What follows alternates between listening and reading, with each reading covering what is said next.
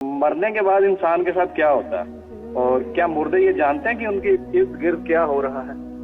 बहुत शुक्रिया।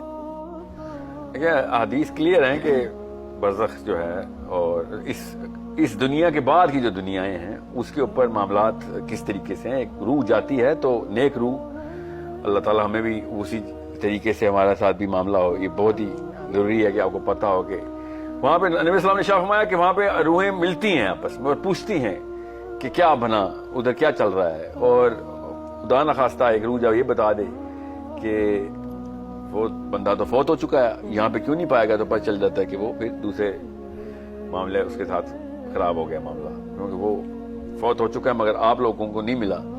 सो मरने के फौरन बाद का जो मामला है ना, वो एक उस जहान को समझ लें कि वो एक टेम्पररी स्पेस है जो कि नबी इस्लाम ने शनाख्त कर दी उसकी। जो असली क्वेश्चन है वो ये नहीं है, असली क्वेश्चन है कि मरने के फौरन बाद क्या होता है sir. During the time of death what is that event that goes on and every human being goes through that. हर बंदे के साथ से हो रहा होता है। वो हर मुसलमान लड़के और लड़की को पता होना चाहिए। In the time of 12th 13th 14th year के बाद उसको इस चीज की कॉन्शियसनेस के अंदर ट्रेनिंग होनी चाहिए कि तेरे साथ ऐसे होना है अभी और ये हक है।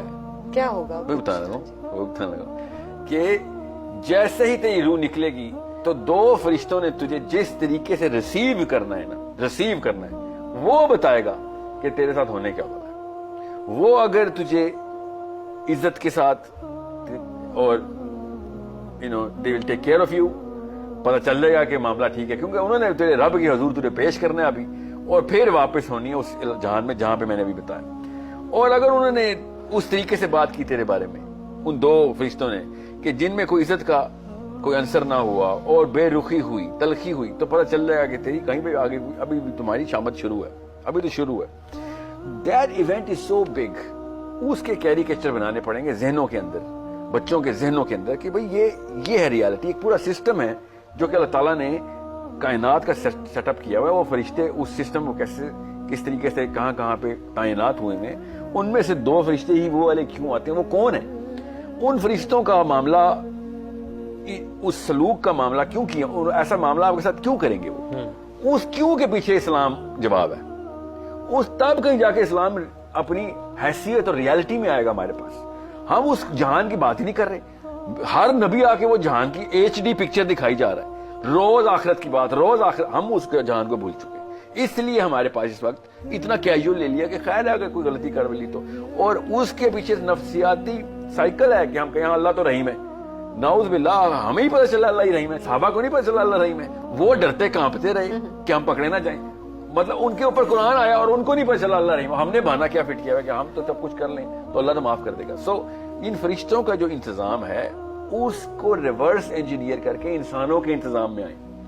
खाली इंसान खेलते रहेंगे तो सच बता रहा हूं फिर वही होगा जो भी हो रहा है। और इसे पार्लियामेंट हाउस में नहीं हो रहा, घरों में भी वही हो रहा है।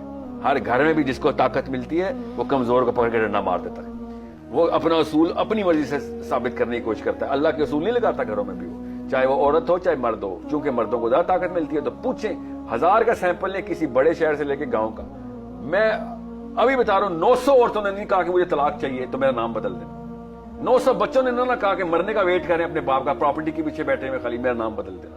ये इंतजाम हमारा इस वक्त चल रहा है। इसको मैं कहता हूं बेबरकती। ना औरत को मर्द से प्यार है ना मर्द को औरत से प्यार है, मगर बच्चे उनके चार हैं और चारों के चारों अजीरन हुए हैं, तबाही का वेट कर रहे हैं। कोई तलाक के वेट तरस रहा है कि मेरी मां तलाक दे लो, कोई बाप को कह रहा है इस औरत को तलाक दे दे। ट्रायंगल टूटा हुआ है हमारा। Every single business is untrustable. किसी बिजनेस में जाएं आपको बिजनेसमैन पे शक होता है, प्रॉपर्टी खरीदे तो पता चलता है भाईजान पता नहीं 50-50 है, ये फाइल असल में किसी और को भी ना बेच दी हुई हो उसने। घर में जाऊं, दफ्तर में जाऊं, दुकान पे जाऊं, रेडी वाले से आलू भी खरीदूं तो पता चलता है कि खराब ही निकलेंगे। Every single thing is wrong. बाय हमने फरिश्तों की दुनिया डिटैच कर दी है। जिस हम फरिश्तों की दुनिया से रिवर्स इंजीनियर करके दुनिया इंसानों की दुनिया में आएंगे तो पता चलेगा एक एक नाखून भी मेरा वहां पे कितने किलो वजन का हो जाता है।